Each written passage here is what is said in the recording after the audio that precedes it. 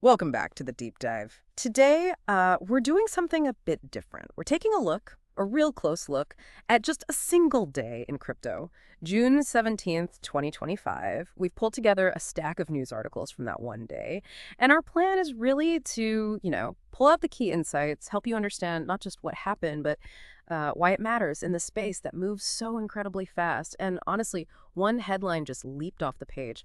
A really bold claim from Justin Sun about Tron MicroStrategy's daily trading volume. How could any crypto entity, even hypothetically, trade more in a day than giants like Alibaba and Tencent? It just sounds kind of wild. It really does, and it sets the stage perfectly because these articles, they give us this amazing snapshot of just one day. You see the incredible range of activity, institutional players making big moves, specific tokens suddenly surging. And then, yeah, some pretty surprising applications of the tech, too.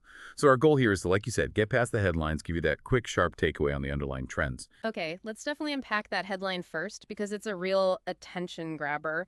Tron MicroStrategy's $1 8BD daily trading volume surpassed Alibaba and Tencent. Now, just to be super clear up front, this isn't some official company called Tron MicroStrategy, right? It's Justin Sun making a comparison, kind of suggesting Tron's ecosystem volume is playing in the big leagues, like how MicroStrategy is famous for its big Bitcoin buys. So the comparison itself is the hook. But okay, even setting that aside, $1.8 billion daily volume, that number alone is huge. And claiming it beats Alibaba, Tencent, I mean, what does that volume level actually signify in the crypto world? How should we even think about that kind of claim? That's exactly the right question to ask. $1.8 billion a day, if that number holds up and, if it's verified organic volume, it certainly puts an ecosystem like Tron or any crypto project really into a category usually reserved for major stock exchanges or massive tech firms. It suggests really rapid growth, a huge amount of activity, capital flowing. It paints this picture of crypto entities reaching a global scale. But, and this is a big but, in crypto claims like this, you always have to ask, okay, what kind of volume is it? Is it genuine buying and selling? Or could it involve, say, internal transfers or maybe even wash trading to inflate the appearance of activity? So the claim highlights scale, definitely. But digging into the nature of that volume is critical. Right, that's a really important distinction. Context matters, especially with numbers that big.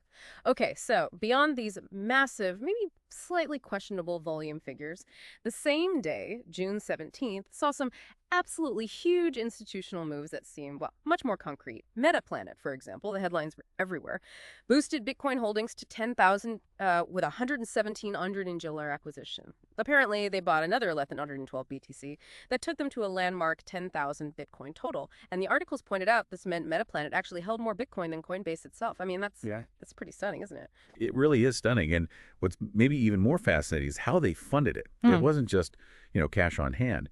The firm launched a $210 million bond issuance specifically to keep buying Bitcoin. Now, that is a significant development. It's basically traditional finance tools being used to acquire crypto assets on a massive scale.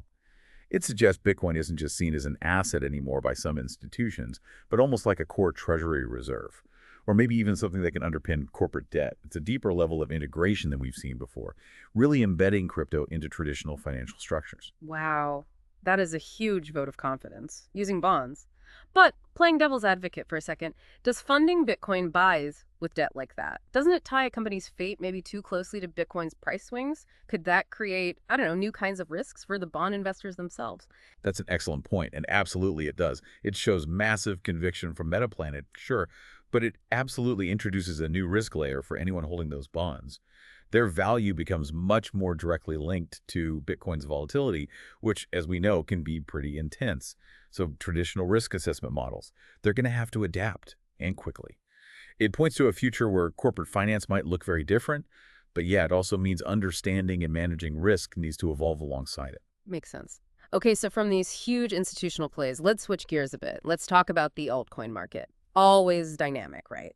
AltLayer, ALT token, it had a massive day, up 35%. The reports mentioned a sharp rally and a notable breakout candle. And this was apparently right before it got listed on Upbit, the big South Korean exchange. Yeah, that's a classic altcoin catalyst scenario. When you hear breakout candle, think of it like the price was stuck under a ceiling, what traders call resistance. Sellers kept stopping it. A breakout candle means buyers suddenly overwhelmed the sellers smashed through that ceiling. It often signals, strong upward momentum might be starting. And then the Upbit listing adds fuel to the fire.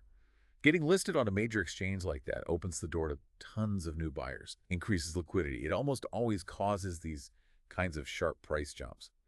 It just shows how news and events drive so much activity in these altcoin markets. Right. Event-driven is definitely the word. So we've covered big money, institutional, and maybe retail rushes.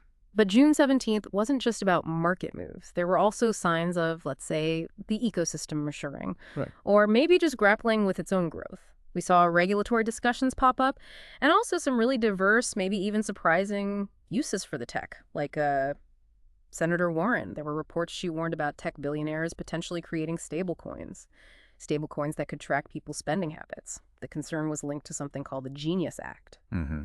And this really taps into that ongoing tension, doesn't it, between innovation and regulation. The concern reported here, Senator Warren's concern, is essentially about privacy. Could stablecoins, if built a certain way, become tools for financial surveillance by the companies issuing them? It's less about stablecoins specifically, maybe, and more about the broader question. How do we make sure these powerful new financial tools don't undermine basic rights? It's a debate that's far from over, clearly. We're just reporting the concern raised in the source material here, of course. Right, an important debate. And then, completely shifting gears again, you mentioned surprising uses, Viberate, using blockchain for music analytics. For artists, the article said it reaches over 11 million artists, uses a unique market approach. It's funny, sometimes it feels like blockchain is just quietly working its way into, well, everywhere. It really illustrates the versatility, doesn't it, beyond just finance. Viberate seems to be using blockchain for things like data transparency, maybe verifying stats for artists, giving musicians better tools to understand their audience, manage their rights, maybe even get paid more fairly. It's a perfect example of blockchain tackling problems in industries like music, focusing on data, ownership, IP, things far beyond just being digital cash. Interesting. And just quickly, Chainlink, LINK, also saw some movement that day. Price was up a bit, like 2.93%, hitting around $13.69. Analysts were apparently noting an emerging technical pattern suggesting momentum recovery. Yeah, Chainlink is always one to watch because it provides those crucial data feeds for DeFi and other Web3 apps. It's like the plumbing. So even a small price bump, if linked to momentum recovery by analysts, might hint at growing activity or developer confidence in the broader decentralized space. It shows how traders use that technical analysis, looking for patterns, trying to gauge the market's underlying pulse. Gotcha. Okay, and one last item from this packed day, June 17th, a bit of a stark one. It involves Polymarket, the crypto prediction market. There were reports that bets on a potential U.S. strike against Iran surged quite high to 67% before dropping back down. Right, and this is purely an example of how these prediction markets function within the crypto world. Users essentially bet on the outcome of real-world events. The odds, that 67% figure then dropping, reflect a changing collective sentiment or perceived probability among the market participants. The source just reported the fluctuation factually.